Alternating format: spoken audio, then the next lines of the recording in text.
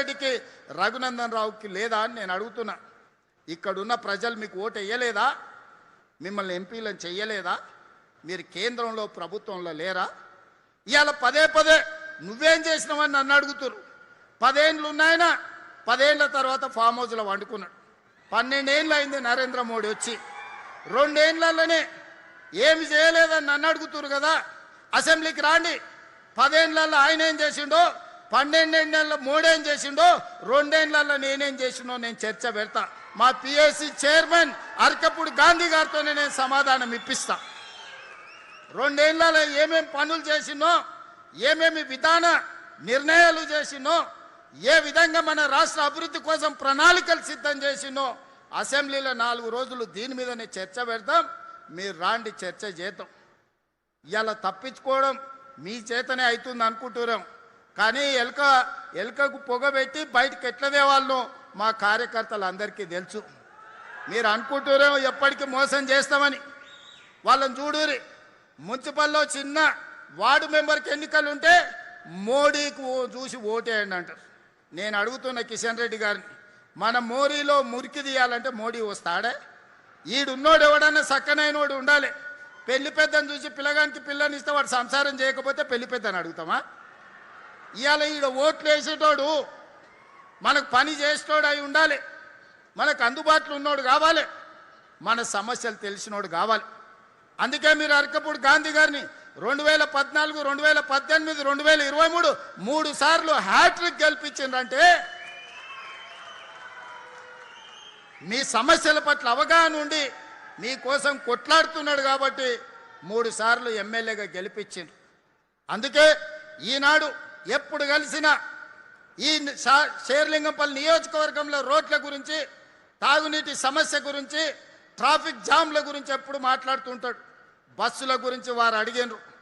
తొందరలోనే గాజుల రామారంలో 100 ఎకరాలలో అంతర్జాతీయ బస్ టెర్మినల్ని కట్టుకోబోతున్నాం. ఆల్రెడీ ఆర్టీసీకి 100 ఎకరాల భూమిని కేటాయించినాం. 3 నెలలు తిరిగే లోపల పనులు ప్రారంభించుకుంటాం అని చెప్పడానికి నేను సంతోషిస్తున్నా.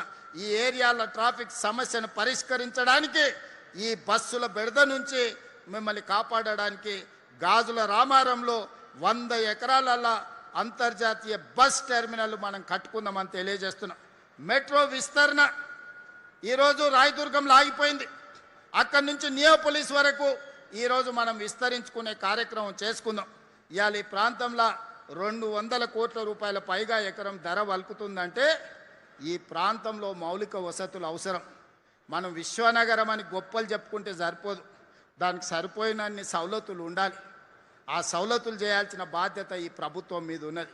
అందుకే Eenadu Cyberabad police commissionerate, Cyberabad municipal commissionerate మీకోసం ప్రత్యేకంగా అద్భుతమైన నెట్ జీరో కార్యాలయాలను కట్టించి ఈరోజు మున్సిపల్ కార్పొరేషన్ ఆఫీస్ అంటే ఒక ఐటీ కార్పొరేట్ ఆఫీస్ లెవెల్లో ఉండాలి.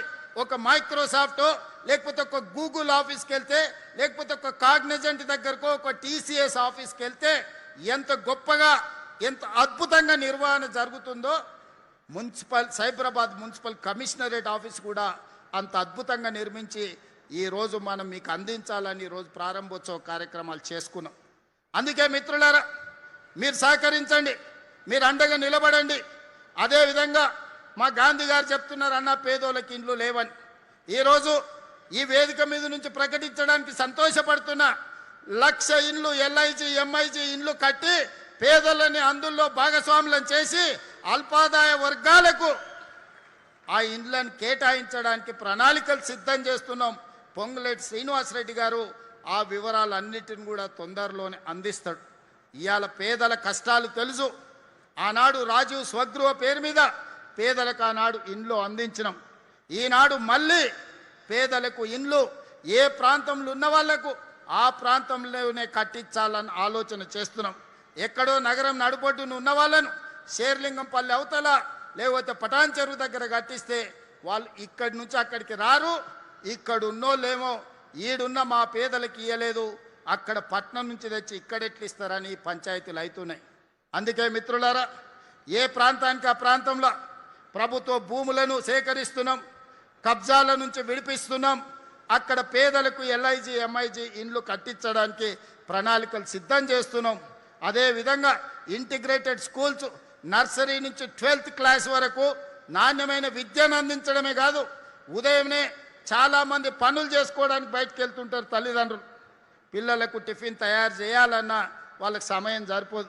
అందుకే మా అక్కలకు అండగా నిలబడడానికి మీ పిల్లలకు ఉదయం పాఠశాలల్లో బ్రేక్ఫాస్ట్ ఇవ్వడమే కాదు, ప్రతిరోజు పాలు ఇవ్వాలి, రాగి జావా ఇవ్వాలని ఈరోజు ప్రణాళికలు సిద్ధం చేస్తున్నాం.